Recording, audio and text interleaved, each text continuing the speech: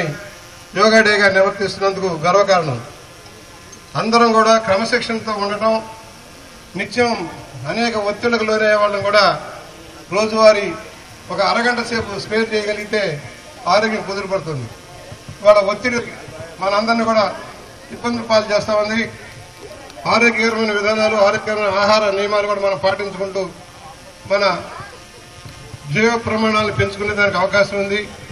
ఇవాళ ఈ రోజున కలెక్టర్ గారి సారథ్యంలో జిల్లా యంత్రాంగం చేసిన ఏర్పాట్లు, దీనికి సహకరించిన సచిదేవ నర్సరీ యాజమాన్యానికి కూడా ధన్యవాదాలు తెలియజేస్తూ, నా వరకు నేను రోజు ఒక అరగంట సేపు వ్యాయామం చేస్తాను. యోగా ముఖ్యంగా ప్రాణాయామం చేస్తాం. అది ముఖ్యమంత్రి గారు మాకు ఇచ్చిన ఆదేశాల ప్రకారం ఎప్పటి నుంచి కూడా చేస్తున్నాం. నా వరకు బ్రోంకైల్ ప్రాబ్లం, మన ఊపిరితిత్తులే ప్రధానం. ఈ మధ్య వచ్చిన కరోనాకి ప్రధాన కారణం ఊపిరితిత్తుల సమస్యలు. ఊపిరితిత్తుల సమస్యలు పరిష్కారం కావాలంటే రోజు ప్రాణాయామం చేసి మన కెపాసిటీ పెంచుకోవాలి, లంగ్ కెపాసిటీ పెంచుకోవాలి.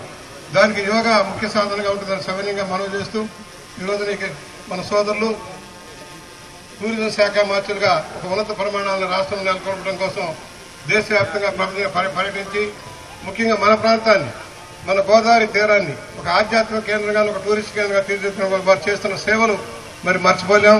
త్వరలోనే పవన్ కళ్యాణ్ గారు కూడా మన ఏరియాకి రాబోతా ఉన్నారు. మన అఖండ గోదావరి ప్రాజెక్టును కూడా ప్రారంభించడం కోసం, ఒక సైన్స్ సెంటర్ ప్రారంభించడం కోసం కూడా వారు వస్తూ ఉన్నారు.